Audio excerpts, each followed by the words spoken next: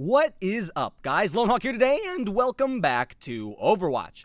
Recently, I've heard a lot of complaints regarding teammates ruining competitive games and making people drop in skill level, so I figured it would be a good time to discuss how you should deal with bad teammates, whether they're toxic, uncooperating, or just not good at Overwatch. Because after all, there are 5 people other than you on the team. You can be on top of your game, but you can't win one if your team doesn't want to cooperate. So learning to deal with bad teammates is an important skill that will help you all gain skill and become better at the game. First, let's talk about toxic players. These are the players that never accept blame, think you're the reason for the team doing bad, and throw personal insults your way instead of being constructive. These players are a detriment to the team because people make stupid decisions when they're angry. Before we talk about what you should do, let's talk about 3 things you should always avoid when dealing with toxic players. 1. Never respond to their toxicity with more from yourself. This will just make them more mad and make them play even worse. Sometimes they will even leave the game. 2. Don't tell them to stop being salty, and don't try to convince them it's their fault for your team's losing, even if it is.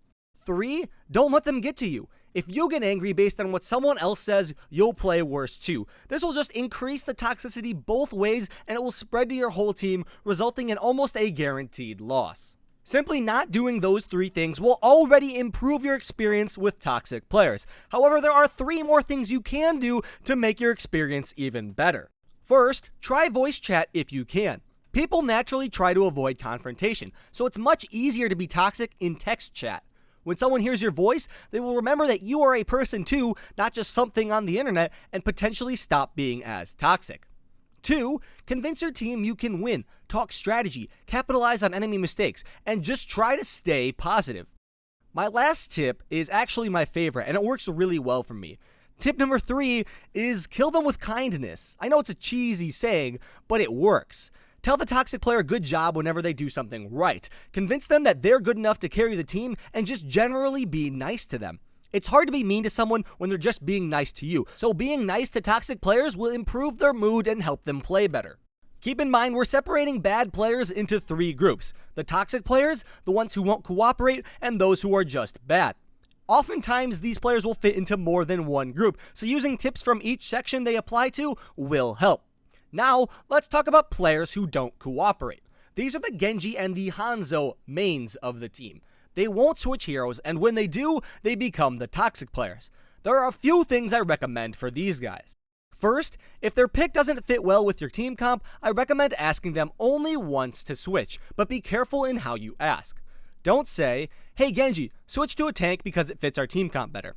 Instead, ask them like this. "Hey Genji, how good are you with Roadhog? He counters some of the enemies really well, and you can probably carry the game with him." See the difference between these two? Explaining your reasoning while throwing in a subtle compliment will greatly increase the chances of the person switching, which will benefit your team in the long run. If they don't switch after this, there are still some things you can do. First, try to accept the fact that they may actually be really good at their hero, and build your team composition accordingly. Even if you locked in an assault hero first, try switching and letting this person be the flanker instead of you. After all, they do main this hero, so hopefully they know what they're doing.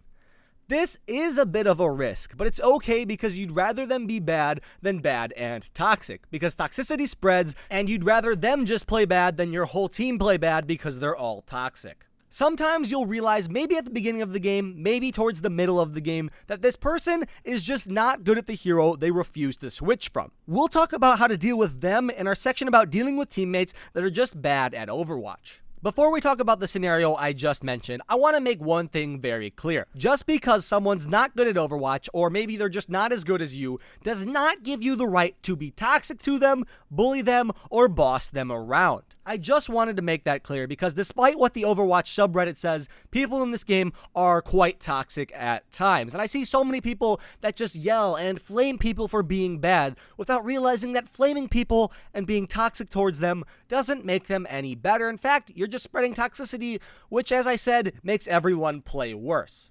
Now let's go back to the situation we were talking about before. Someone isn't good and they refuse to switch to a different hero. Usually, this person isn't willing to listen to reason, they won't switch, they're not going to be a part of the team, so there's really only one thing you can do. Play the game as if it were a 5v6. Build your team composition in a way that doesn't involve them, and accept the fact that they're not going to do anything. Your team composition should be self-sustaining without this person. To be honest, I recommend using this strategy whenever there's someone on your team you can't rely on in their current role. If your support is a terrible support, don't be mean to him, just ask someone else, or maybe even you, play another healer. Have 2 healers on the team instead of just 1.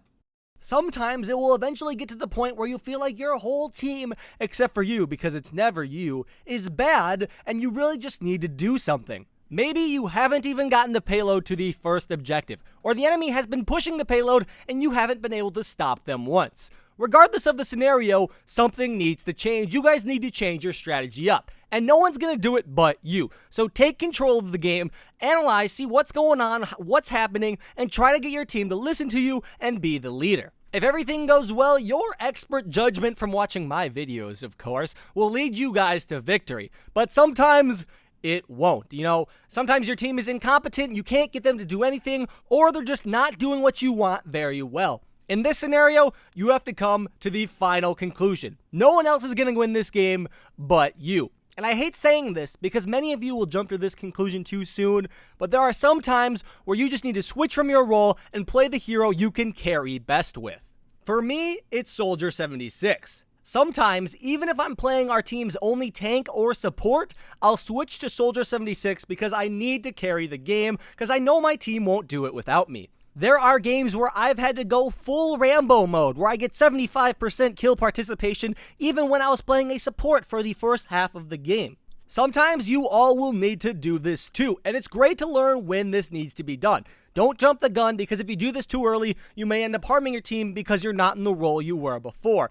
And if you wait too long, the game may already be lost. Learn the signs of a team that won't win unless a change is made. And when you see that your team can't win in its current state, that's when you take charge. And if that doesn't work, that's when you switch to your carry hero.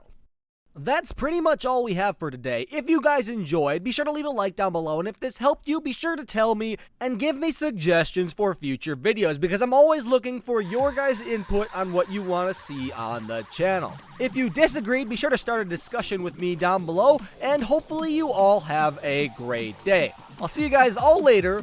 Lone Hawk out.